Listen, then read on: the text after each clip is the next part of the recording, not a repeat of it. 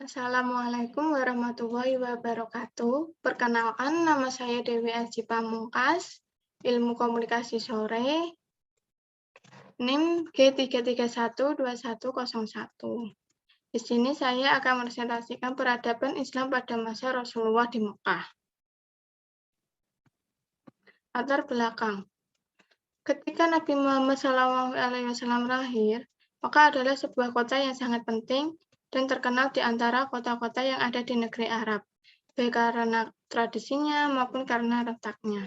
Dengan adanya Ka'bah yang ada di tengah kota Mekah menjadi pusat keagamaan Arab dan masyarakat Arab ketika itu mencerminkan realita kesukuan masyarakat Arab. Keadaan kaum Quraisy ketika itu sangatlah kacau, baik dari segi sosial, budaya, maupun kepercayaannya. Segala bentuk kelaziman dan kemungkaran merupakan kejadian hari-hari yang ada di kaum Quraisy, seperti riba, zina, minuman keras, dan berbagai perbuatan yang mungkar lainnya, karena hal yang lazim bagi mereka. Dalam agama suku Quraisy menyimpang jauh dari ajaran tauhid yang dibawa oleh Nabi Ibrahim. Hanya beberapa dari mereka yang masih bertahan untuk tidak menyembah patung berhala. Masa kenabian dan dakwah Rasulullah SAW di Mekah. Rasulullah SAW mengutamakan hidup mengasingkan diri dan terbiasa memprioritaskan waktu untuk beribadah, sehingga beliau selalu pergi menjauhkan diri dari keramaian ke Gua Hira, dan di sanalah beliau banyak meluangkan waktunya untuk bermeditasi dan merenungkan keajaiban-keajaiban alam raya serta memikirkan kebangkitan, hisab, surga, dan neraka. Peristiwa tersebut terus-menerus terjadi pada Rasulullah SAW selama 6 bulan, sampai usianya 40 tahun.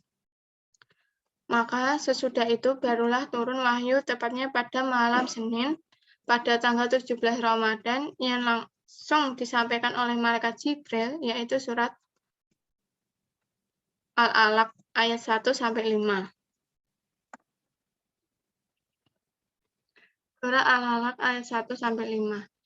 Bismillahirrohmanirrohim. Iqra bismi rabbikal ladzi khalaq. Khalaqal insana min 'alaq. Iqra wa rabbukal akram. Alladzi 'allama bil qalam. 'Allamal insana ma lam ya'lam. Yang artinya, bacalah dengan menyebut nama Tuhanmu yang Maha Menciptakan. Dia telah menciptakan manusia dari segumpal darah. Bacalah, dan Tuhanmu lah yang Maha Mulia, yang mengajar manusia dengan pena. Dia mengajarkan manusia apa yang tidak diketahuinya. Setelah wahyu yang pertama itu turun, Malaikat Jibril tidak muncul lagi untuk beberapa lama. Sementara Nabi Muhammad SAW menanti dan selalu datang ke Gua Hira. Dalam menanti, itulah turun wahyu yang kedua, yang membawa perintah kepadanya, yaitu Quran surat Al-Mudatsir ayat 1-7. Bismillahirrohmanirrohim. Ya ayyuhal mudatsir, kum fa'adzir, wa rabbaka fatkabbir,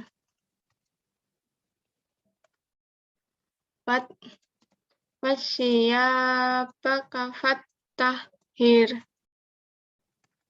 warujja fahjur, wala tannun tastaksir, wali rabbika fasbir. Yang artinya, hai orang-orang yang bergumul atau berselimut, bangunlah, lalu berilah peringatan, dan Tuhanmu agungkanlah. Dan pakaianmu bersihkanlah, dan perbuatan dosa tinggalkanlah. Dan janganlah kamu memberi dengan maksud memperoleh balasan yang lebih banyak. Dan untuk memenuhi perintah Tuhanmu bersabarlah.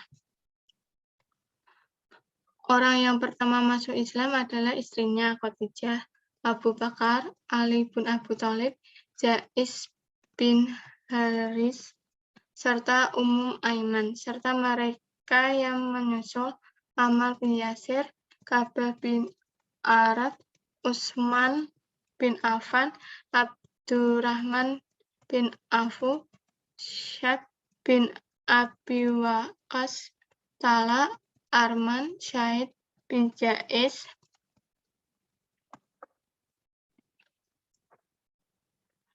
Utsman bin Affan, dan Ubay dan Suha al-Rumi. Misi rahasia ini berlangsung kira-kira 3 tahun, selama 40 orang memeluk Islam. Pemeluk Islam yang pertama terdiri dari orang miskin dan banyak yang dari mereka yang berasal dari hamba sahaya.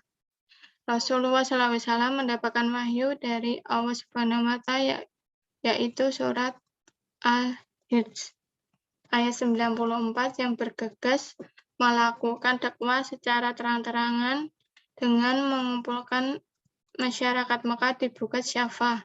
Namun masyarakat Quraisy ada yang menolak dakwah secara terang-terangan adalah Abu Lahab, paman kandung Nabi Muhammad SAW. Berikut surat Ar-Rid ayat 94. Bismillahirrahmanirrahim. Fasda bima tu'maru warid ani musyrikin, yang artinya, maka sampailah olehmu secara terang-terangan segala apa yang diperintahkan kepadamu dan berpalinglah dari orang-orang yang musyrik.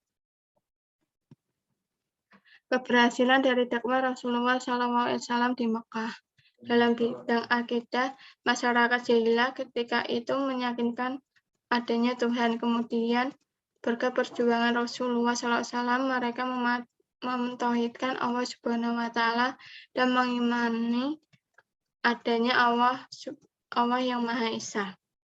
Dalam bidang hukum, sebelumnya masyarakat jahiliyah sama sekali tidak mengenal adanya hukum, seperti yang kuat menindas yang lemah, maka dengan perjuangan Rasulullah, masyarakat taat dan patuh kepada hukum. Dalam bidang akhlak atau moral, masyarakat jahiliyah pada saat itu adalah masyarakat yang biadab, sama sekali tidak menghormati kaum duafa, gemar berjudi, minuman khamar, berzina. Namun dengan perjuangan Rasulullah SAW, mereka menjadi orang yang berakhlak. Pada masa periode Mekah, Rasulullah juga mampu membangun persatuan dan persaudaraan sesama muslim dan non-muslim. Beliau juga membangun salah satu masjid sebagai pusat dakwah Islam ketika itu. Kendala yang dihadapi ketika Rasulullah SAW dakwah di Mekah. 1. Ejekan, menghina, mengolok-olok, dan menertawakan mereka, melempar berbagai tuduhan serta ejekan yang semena-mena kepada Nabi Muhammad SAW, menyebut beliau sebagai orang gila. 2. Mengejek-ejek ajaran beliau, membangkitkan keraguan-keraguan terhadap ajaran Nabi Muhammad SAW.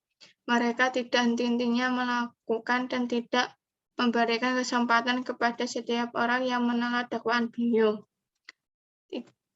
Melawan Al-Quran dengan dongeng-dongeng orang terdahulu dan menyibukkan manusia dengan dongeng-dongengan tersebut agar mereka meninggalkan Al-Quran.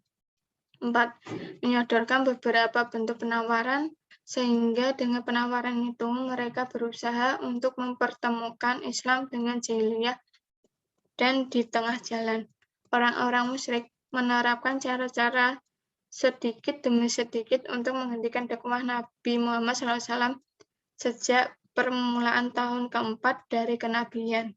Mereka tidak henti-hentinya mengganggu beliau, menyiksa orang-orang yang masuk Islam, dan menghadang dengan berbagai siasat. Terima kasih.